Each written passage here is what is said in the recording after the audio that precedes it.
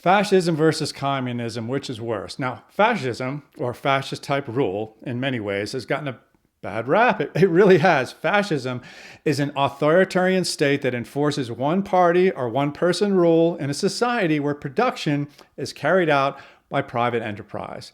Now, that definition could be not so loosely applied to many societies prior to the 1700s, including the British Empire, Rome, and ancient Egypt, some of the most successful societies in history. The cruel and patently evil brand of authoritarian rule over a private economy practiced by Hitler, Mussolini, and Franco is a relatively new phenomenon, with the word fascism not used to describe that form of society until the early 1900s.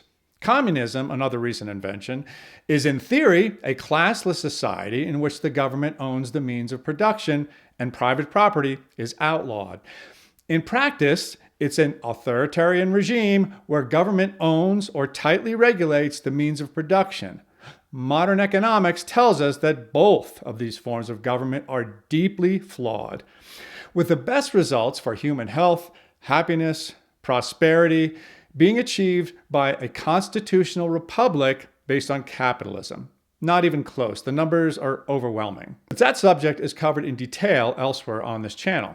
Today, we're going to focus on an apples-to-apples comparison of modern fascism, authoritarian regimes with private economies, versus communism/socialism, authoritarian regimes where government owns or very tightly controls the economy. In terms of the number of human beings killed by fascist regimes versus communists in the relatively recent past, not much of a contest, really. Hitler might have been a bloodthirsty psychopath, but in terms of pure killing power, his numbers and those of his cohorts aren't even in the same league with his two greatest competitors, Joseph Stalin and Mao Zedong.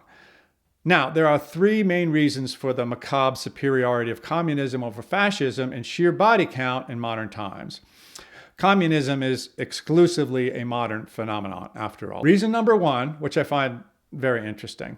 While abhorrent to most of us, authoritarian regimes where the means of production is privately owned is not necessarily, from a practical as well as philosophical and historical standpoint, not necessarily in direct conflict with the continuation of the human species.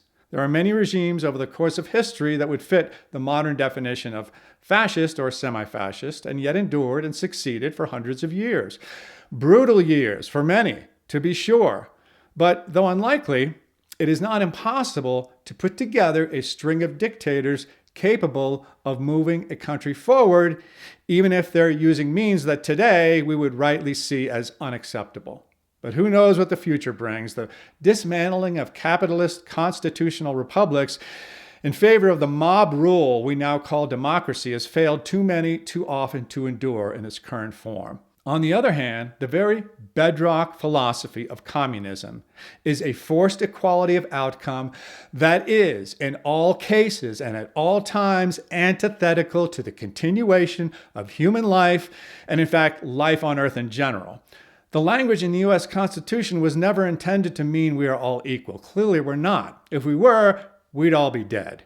Yet, this is the openly acknowledged goal of communism, which is why, unlike fascist-type societies, it's failed so quickly and so spectacularly in every single case. Reason number two, outside World War II, it's difficult to find regimes that one can legitimately classify as fascist, while examples of self-described communist societies abound.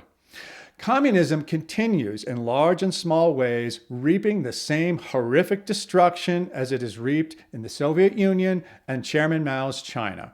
The communist Khmer Rouge in Cambodia killed a mere 2 million people, but when you look at that country, it's about 25% of the population murdered by the communists. And a separate but related reason, number three, communism continues to be openly supported by a large number of people.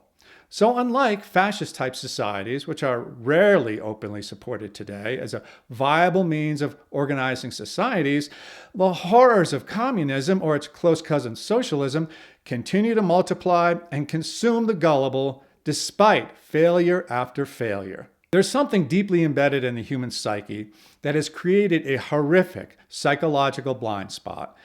Many believe in forced equality as though it were a religion, which cannot be questioned, cannot even be examined, and certainly not disproved, even though ample evidence is available to do so.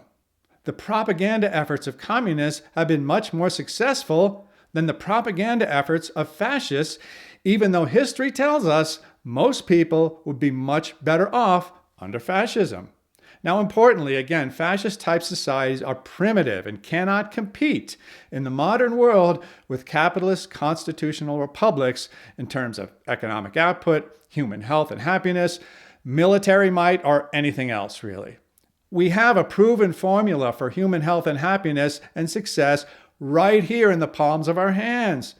Our penchant for drama has made it unpopular right now, but it's been around for a long time, and its results are backed and proven by statistics, logic, and reason.